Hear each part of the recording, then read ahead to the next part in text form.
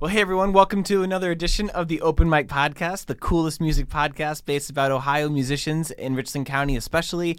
I'm your host, Noah Jones, and I'm joined today with Coma Love, two of my favorite musicians in Mansfield. You're laughing, but it's true. How are you guys doing today? Great. Good, very good. Excited to be on a podcast. Yeah, I'm super to have you. So I'm specifically here with Aaron Nicholas and Allie Carter, and you guys have been together as a band for how long? Not too long, right?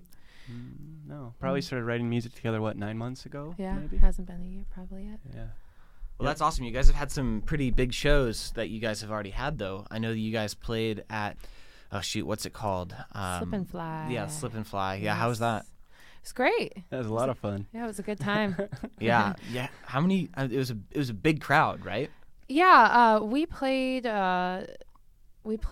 the second day, so and it had rained a little bit. Okay.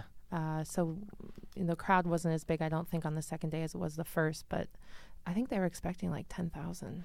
It's got to be a little overwhelming because that was your first major gig, right? Yeah, it was super funny. We were going into Coney Island Diner on the main strip there, and Allie knows the owner, and she was like, "I was going to talk to you," and we're looking for musicians to play the second night or whatever else. And I was like, yeah, let's do this. And Allie's like, okay, yeah, we're going to do this. But it was so funny because we had never played our set. Mm-mm. Like, we had been practicing, but like really loosely and kind of casually because we're both busy. And so it was like, but this is a gig, so we're going to do it. Like, we're going to make it and pull it together. And it went really well. It was a lot of fun. Yeah, it was. Well, that's really cool. Yeah. So you guys are going to play in After Hours, which is exciting for me because Aaron, actually, we met through After Hours. You sort of saved Richland Source's behind in terms of recording music. In 2015, that's when you sort of came on board, and you've really had a significant role in terms of why I think musicians are so excited to play.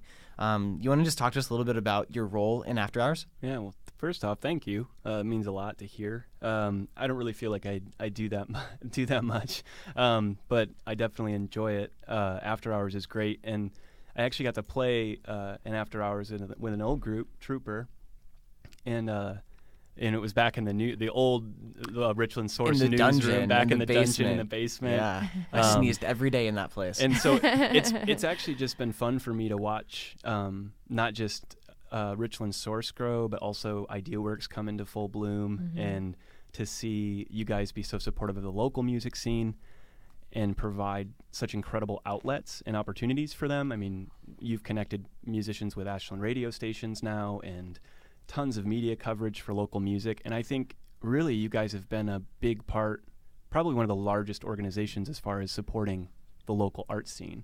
And so for me, even back in 2015, to have this whole concept pitch of doing like NPR-esque tiny desk concerts, to see where it's grown now, where we're doing full productions with probably one of the best sound systems in town for sure, is really exciting. It's just fun to be a part of it and to watch it keep growing. And I'm excited to see what it continues to grow into. And now really, really excited to play on Friday, Village Druids with us. And I love Village Druids. And it's exciting for our Mansfield debut, because the last time we played locally outside of Slip and Fly was we basically improvised the set. There wasn't really songs with structure yet. It was before we released our single, and so to kind of finally get to be a part of the local music scene as musicians in performing capacity is really cool. Well, thank you, first of all, for the first half of that bit. That means a lot to me that you recognize that, because I feel like Richland Source does a lot of music coverage for the area really well, but I'm a little biased, so it's actually really nice to hear you say exactly what I think about it. I'm really proud of what we're able to do, and I'm especially proud of getting to work for the people that I get to work, who basically just, approve of everything every pipe dream that I throw at them. They're sort of like, well, why the hell not? So yeah. It's really great. I mean, you're standing in one of the most spectacular shures that I've ever received. We started a podcast with a handheld recorder, and now we're talking on some of the nicest microphones that I've ever touched. Yeah. So, I mean, it just sort of goes to show that up and down, Richland Source really appreciates the music community, and I am especially proud of getting to be a part of it. But again with the performances that you do, it's cool. I would never have the cojones to get up on stage and just make up stuff. I think that sort of goes to show how good of musicians you guys are. Oh man, see, I feel like it's easier to improv than it is to do music that you've already like written. Really? Oh, because I feel like you can practice that over and over again, but like you can't really. I mean, you can totally practice improvisation, but it's never the same each time. Yeah. See, for me, I feel like improv is easier because it comes from your heart and your soul, right? So like anything that comes out, it can't be a mistake. You just work off of it. But when you're playing music that you've already done, it's a little nerve-wracking for me. Yeah. Because I feel like I can make mistakes, and I'm like, oh man, if somebody's like, listened to this already or heard it, then they know I'm made a mistake. Yeah. That's cool. So you guys came out though with not Coma Love, sorry. You guys came out with your sort of. Well, right, yeah. Need though. Let's talk a little bit about Need. First of all, it's a banger, and you guys got Taj Torrance, who's been on the podcast before. He's one of my favorite local musicians, local rappers. Everything he touches is absolute gold, and he really you guys really made this a banger. I think when it came out, I listened to it several times in a row, and it's awesome. Thank you. Thank you. It so means much. a lot. Yeah, that really does. Well, talk to me a little bit about it. I sort of have. You guys were rehearsing it before we started recording this podcast, so I sort of got to hear some of the lyrics again over and over again. The content of it is sort of heavy. Mm-hmm. Yeah. It's kind of interesting because Need was birthed out of one of our little improv sessions. Mm-hmm. We were actually in my parents' basement in Michigan. It was one of the first times Allie had actually come up and met my folks. And it was the first time that your parents heard me sing, and I was terrified. Yeah, and we just had gotten into the habit of jamming together before Coma Love had really been envisioned as like doing a duo thing. And I just started playing this little like the opening keyboard riff to Need, and she started singing these lyrics, and pretty soon it evolved, and we were like, oh, this would be a fun little improv. We'll just like every now and then pull this one out of the hat, and then somehow that developed into what it is now, which was our first single. And when we started laying the actual tracks and listening to the beat and the vibe and all this stuff, it was kind of like, yo, we could do a feature on this track. I think it'd be really fun to have an actual rapper, which God forbid I try that. And so Taj is a really good friend and obviously an amazing producer and artist. Mm-hmm. And we were like, we'll see if Taj wants to do it. And he was all about it. He showed up and we gave him a Shamrock Shake and like hashtag McDonald's or something. I don't know. Like Shamrock Shake. And we're way like, to give like the billions and billions. That's right. Welcome. Now you can tag it. People a shout out. Like they don't need more commercialization. And so we give him a Shamrock Shake and put him in front of a mic, and he just started laying bars, and it was just ridiculously good. So he improv that? Yeah, he improv. Which is great. So spectacular. It's super ironic because that's how the whole thing started. It was exciting for us to hear him kind of take his own approach to the song and kind of where he took it. And he really captured the heart of the lyrical content without knowing any of the backstory of it. I mean, really the first time he heard Need was walking into that session. So I was going to ask, how do you just, I mean, obviously you have a good relationship with him. You know him as a musician. You know that he's really good at what he does. Yeah. But is there sort of like a fear factor of being like, yeah, here's a track that you've never heard of, spit some flow through it? No, I don't know. Alec might be able to say something different than me for that, but Well, you both have microphones. Yeah, right, yeah. Like I think I know Taj. Yeah. And I think that's why we both, we're like, let's put Taj on this because he knows us both individually, mm-hmm. and he knows us both as a couple and as, in the band. And so and really had been there from the moment we met. Right. Yeah. Oh, I mean, he was there from the very beginning. Like so literally I think in the room the first time we met each other. Yeah. Mm. Yeah, he definitely was. Yeah. It's so funny. Yeah. So I think it was kind of a no-brainer for us to put him on the track because I think we both felt that he was going to capture that and what we wanted out of the track. Yeah. And what's funny is Need, you talked about how heavy the song is, and I was in the last 2 years I blew my life apart and kind of completely changed career paths and social status and all this kind of stuff, and the lyrical content of it kind of was birthed out of some of that struggle, spiritually, internally, externally, with like how people were perceiving me.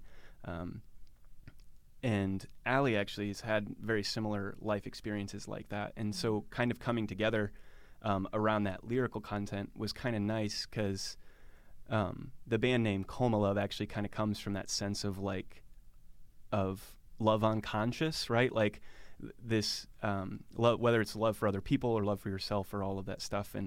And it really the lyrics of Need are kind of about that awakening. And so to have it be the first song unexpectedly was really, really cool. But I think what's funny is that the hook and kind of the chorus was that idea of we're trying to move on and grow and develop and learn from our mistakes and learn from our past and shift and change with the way things have fallen. And people just don't seem to be able to let go of that kind of development and growth, and even when they're growing themselves. And it's just funny what people hold on to. Yeah, and, absolutely. And so it's kind of this weird, you hear the lyric in the first line of, I don't need nobody. And it's kind of that rejection of everybody else and finding yourself, but then coming back around with, I don't need anybody to let go.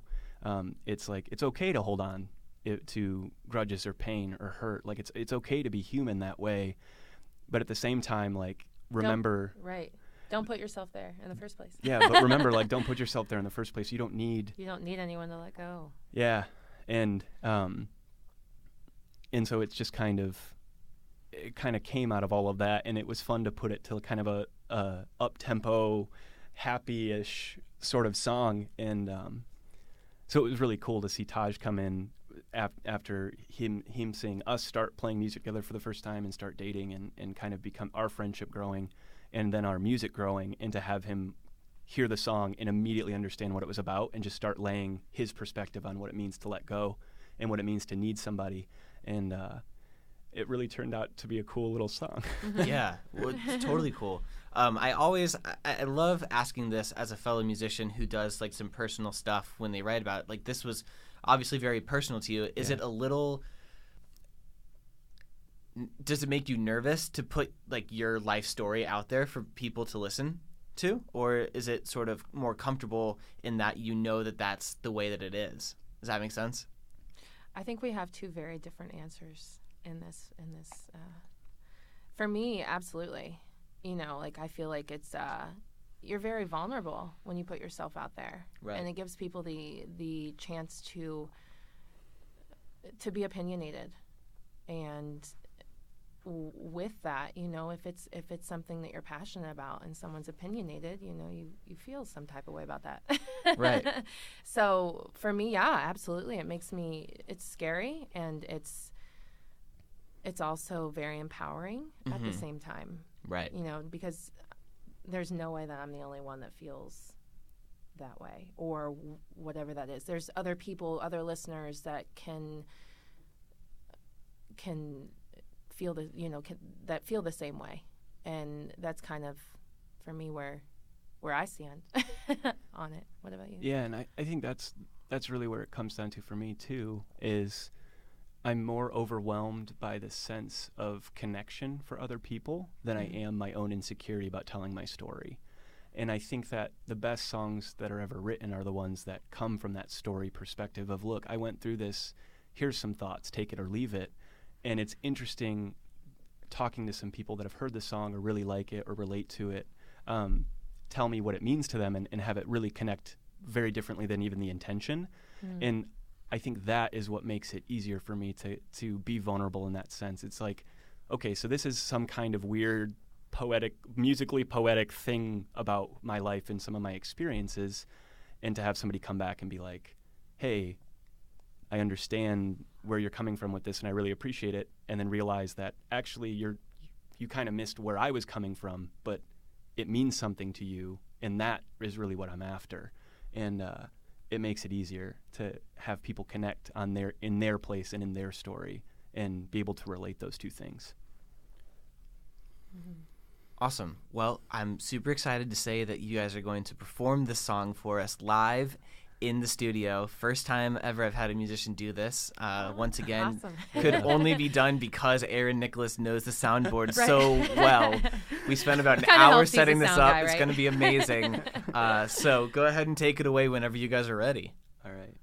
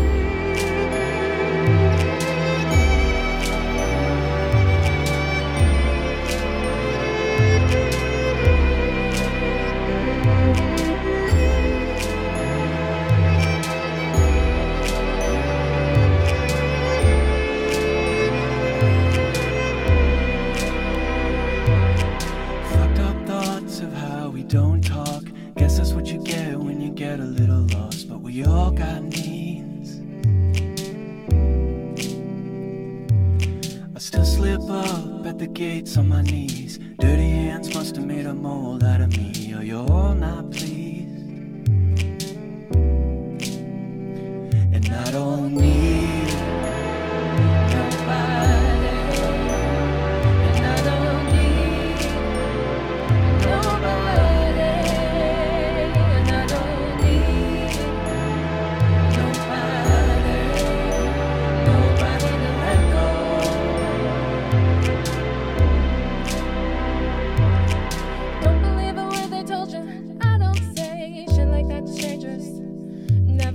Getting off on good behavior. We're all resurrected from the same grave. Where you blame guy, I call it handmade. Won't you let me be? And I don't need nobody, and I don't need nobody.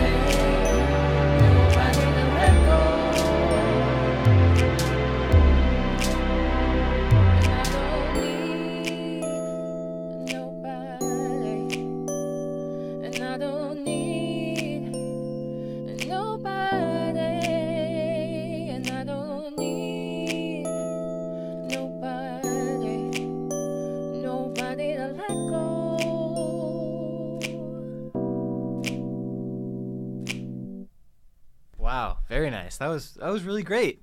Allie, oh, I guess I'm still speaking with some whatever they're called. Got some effect on Effect, yes, thank you. But Allie, we met when I wrote a story on you for a general news story about your dance studio in Lexington, Studio 65. Yes. And we spoke for I think an hour that day, and you told me that you used to be a cheerleader or a dancer for the Columbus Crew. I was, yes. And now you're over here in front of me with a gorgeous voice. Oh. You're just very, very talented. It's a little ridiculous. Thank you. Thank you so much. So shy. Just got so shy. I know. I'm blushing. It's a good thing this isn't a video podcast. Right? Yeah, right. You see me hiding behind the mic right now. But yeah, so I've heard that you now are in charge of 2 dance studios, correct? Yeah, we're starting our second one. It just actually happened this week. Very cool. Is that going to be like Studio 66? Or? It's actually going to be Studio 65 Annex Center because we have our dance studio, and this is going to be more for our acro, contortion, and gymnastics programs. Okay, very cool. I don't know what any of those things are, but maybe you can explain it. So we compete at our studio. So there's many different genres of dance and competitive dance, and we are evolving more into the acro and tumbling side of things. So think more of like the rhythmic gymnasts that you see. Sure. That's more so the line of acro that we do. So it's less of the bar and beam and more of the what should I say? Girls that kind of can fold themselves in half. That's what this facility is going to be more geared towards. Is very cool. For those type of athletes. Oh, super cool. Yeah. That's really cool. What kind of music would you say that you guys are doing? Because I know you're playing for Electronic Night, but I just sort of made that up so that I could get you and the Village Druids in the same building. I don't know. We listen to a lot of different stuff, and just like any musician would probably tell you, there's a lot that kind of spins in your head when you're listening to stuff, and you end up referencing bands you like from different places and genres or lyrics or styles or melody lines or whatever. And I know that a blogger, Ryan Getz from Tuned Up, really great friend of mine from Columbus, has categorized this as dream pop, and I just kind of grabbed onto that because I love dream pop. I love a lot of bands that are in dream pop. I have friends that do dream pop. So, and it rides that electronic line, kind of moody, a little R&B, like a little, dancey or whatever it would be. So pop music with a lot of reverb, I guess. I don't know. It's just what it is. But that won't fit on the iTunes. Yeah, that's right. Yeah, that's right. Okay, whatever cool. iTunes says we are, I guess. Right. I guess it depends. I mean, if we're doing more of the improv, more along the lines of like, I don't know, neoclassical, Lindsey Sterling-ish. Yeah, sure. Type of, for sure. But, I mean, if you're on a track with Taj and we're doing Need, sure. a little different. So, yeah, I mean, I hate asking that question because it sort of puts people in a box, but I didn't really know how to tell people what kind of music to expect. My favorite thing is to just tell people to go listen to it, and then they can decide the genre just like they can decide what the song means. Okay. Hey, you know what I mean? It's absolutely. I don't know. Like I've had people kind of come from all over the map after they've heard us, friends mostly, right? That just people like come over while we're awkwardly band practicing and hanging out with them. And they all kind of have different flavor based on how they listen. And I think that it's fun for both of us to kind of take our influences, which are very different, and see what comes out when we sit down to write together. So, but I don't know. I like dream pop. It sounds dreamy and poppy. So beautifully spoken. Right. Beautifully said. Yeah. So you guys do every Sunday, and I don't know if you're going to still do it tonight because you guys are on here, but you do like improv sessions on, I believe, Monday nights. Oh, I'm so sorry. I misremembered. But Monday nights you do improv stuff there. Tell us a little bit about that. I like Allie said, I loved how she talked about improvisation. It really is heart music at that point because what's really funny is we're both pretty terrible at it, like improv. And I know it stresses Allie out like to the nth degree. If you want to spike her anxiety, tell her we're going live with improv. Yeah, I can do improv in front of a crowd of people and do it live, but when you put it on the internet, it's a completely different ballgame for me. Oh, that's interesting. And but a big part of Coma Love, of what we wanted to do, was soundtrack music and music for meditation, so that we're not filling your head with our thoughts and our content. We're just gonna play, and maybe you'll vibe with it, right? And so it was kind of like an idea of like putting a stake in the ground on that concept, and giving people something to tune into that they can just turn off at the end of a day, especially on Monday when everybody has the Mondays, right? And just listen and or scroll past it if that's where they're at, or whatever it is. It's just kind of putting it out there for people to grab onto or not. Do you guys? I mean, I'm assuming you guys are big believers in meditation, then. No, it's Okay. it's a really good alliteration, music meditation Monday. Okay. And We're big believers of be still. yeah. And so it's more just collect your thoughts and chill out for a minute and take a moment to yourself. I feel like, especially on Mondays, it's the beginning of the week and you feel like you have so much to do and you're just bogged down with all of these thoughts and everybody else's things that that you need to just get done. And it's, we do I guess you could call it meditation, or where we just, we're like, okay, let's just be still for a couple minutes and just chill out. And yeah, so I think it's more so on that side of things and less on the spiritual end of meditation, but more so on the I don't know, I guess social end, where you're just like, let's just chill out and just be yourself for a minute and not have to think about everything else that you have to do. It's a pause button in a culture that just is constantly moving. Yeah. In that sense, for sure. I think the reason, that really is the heart of meditation. It's a buzzword for so many people, religious and spiritual, right? Like they hear meditation and they immediately conjures all of these thoughts. But Allie's right.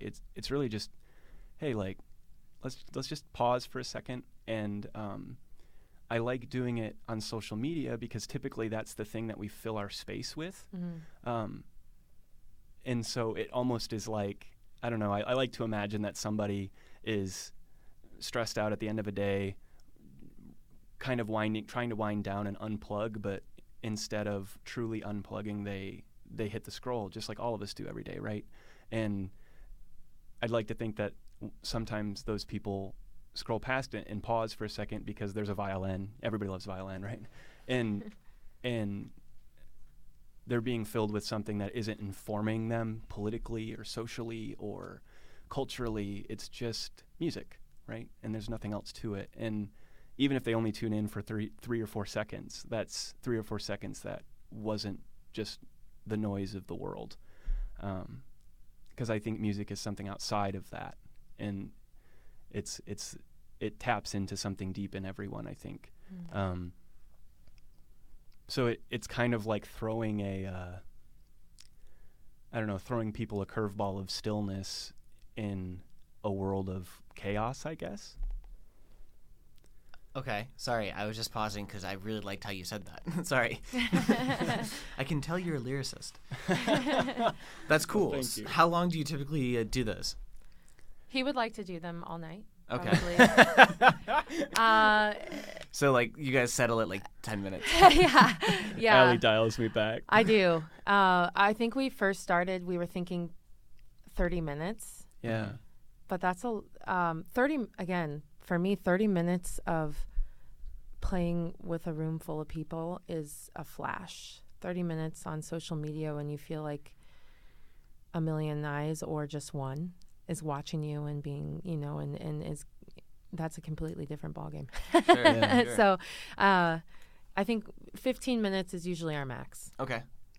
And it's funny because back to the culture pace of culture, right? Especially in the States, like that's 10 minutes is a long time for anyone. Yeah. To sit and listen to something. Oh, absolutely. So I think she's probably more onto something there than I am. But it's good.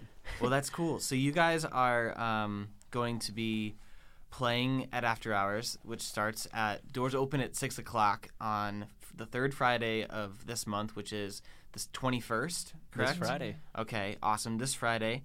And you guys are going to be debuting a new song called Sunset Lover, or is it Lovers? Sunset Lover. Okay, Sunset Lover. Sunset Lover, goodness. And tell me a little bit about this song. This one's yours. All right, Sunset Lover. So I feel like this is more geared towards the female in me. Well, I mean, I am a female, so. But I think this song came about, and some of these lyrics came into play when myself and some of my friends were going through a little bit of dating stress. Okay. Where you might be seeing someone that you only see at night, or it's kind of, it's not really there, but it's there. And so you meet them out, you might meet them out at a bar, or you might meet them for dinner or whatever, and you hang out, and then you do your thing, and you might converse or whatever, and see each other and then go home, and this has a lot of personal effect on both of us as well, I think, because at the beginning of our relationship, being where we both were in our lives, we were private, very private about dating, and I think that it weighed on me a little bit, where I wanted to be more open and I couldn't be yet, like I was like, we're not there where we are like, yeah, and official. And my dumbass would pretend she didn't exist sometimes in public, and just figuring it out and figuring out, who I was. And it's really funny when the lyrics kind of emerged. Mm-hmm. It communicated a lot to me about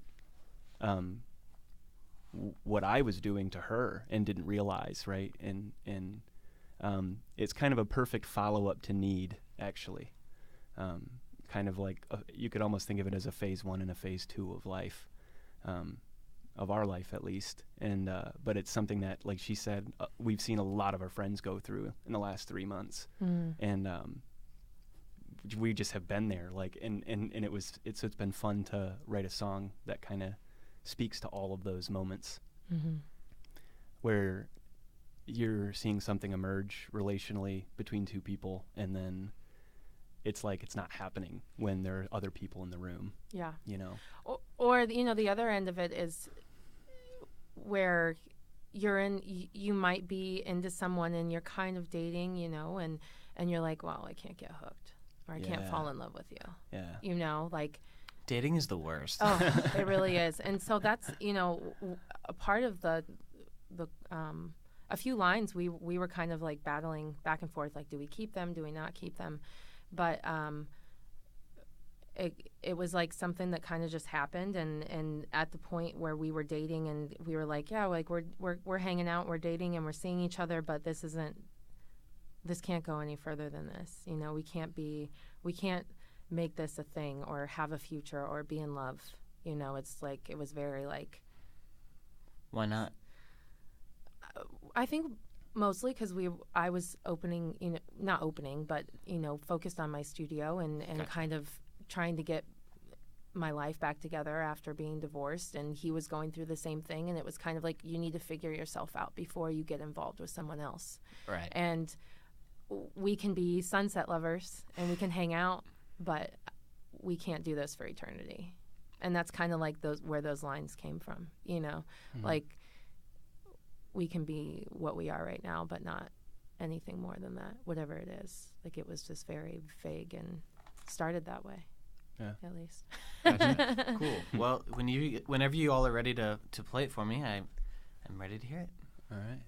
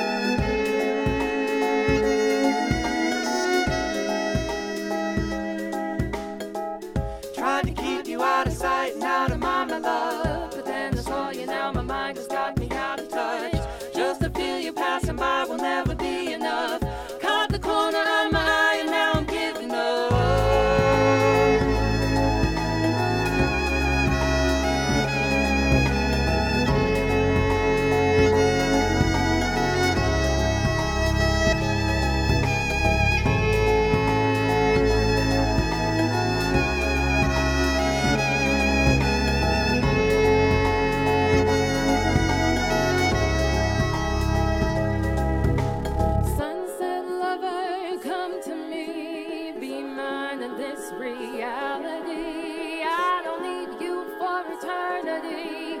Just for the night you can set me free.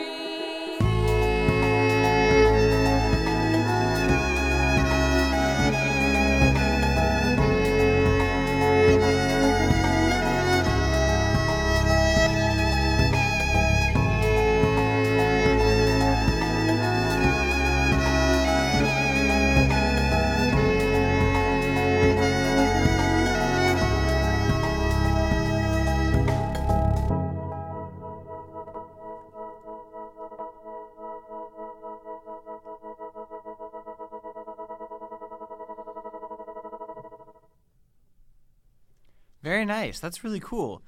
So, I mean, obviously, I hear what we just talked about, but there's also, a bit of like hopefulness too, especially with like the Somewhere Over the Rainbow. Oh yeah. And Thank you. It's really I'm glad cool. you caught it. Yeah. So, okay, so Wizard of Oz is like one of the most influential movies of my like childhood. So you've never actually been to Kansas then? Never been to Kansas. No, actually, I have once maybe. Why is it influential to you? I grew up watching a lot of musicals and a lot of movies. Probably more so than what I should have as a child. My parents would disagree, but that's okay. So I think this was a great opportunity for me to kind of bring that positivity from a movie into, you know what I mean? Like as a kid, like we all wanted to go to a cool castle on a yellow brick road. Yeah. You know what I mean? So it was that enlightenment, like you said, like that happy feeling. And as does any, I don't know, maybe not any, but in relationships and in especially with my experience with the beginning of our relationship, I wanted something more so than what we had, even though I knew it probably, like I was like, no, I can't, but I should, or maybe I shouldn't. And it was a positive, like it made me feel like a girl, like just that like little girl, like with a crush.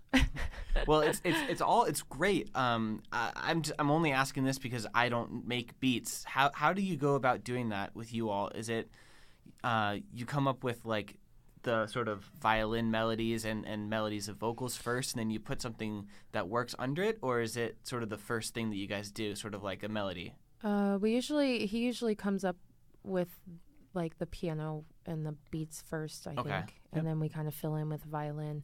And Somewhere Over the Rainbow didn't come about until a few hours before we played our first gig. Oh wow! So it's sort of just like a happy realization. Yeah. He was just like, "Oh, we should do this." Like, it's fun because it's it's a sunset rainbow. Yeah. It's kind of this little hopeful hint in the midst of all that crazy heavy stuff. Mm-hmm. So. Yeah. Well, that's really cool. That's pretty much. I'm out of questions. I've nailed my list. Do you guys have anything else you guys wanted to talk about? I really don't want you guys to leave, but I'm out of things to say. Just come out Friday. We're going to be officially releasing Sunset Lover at that show, which is fun. So this is a little preview. And remember 6 o'clock door at IdeaWorks with Village Druids, electronic free beer, music free night, music, free beer, free food. music, free food, and we'll all be hanging out afterwards too. So come enjoy some really great local music. And us too. Yeah. And come and see us. Yeah, and say hi, come hang out, eat Doc's Deli, and drink some coffee and martini sponsored alcohol and all that jazz. So. Yeah. So again, After Hours is held at IdeaWorks, which is 40 West 4th Street. For those of you who have never attended and yet still listen to the podcast, appreciate you. Thank you guys so much for listening to this episode. It's been a really fun one. Thank you. Thank you.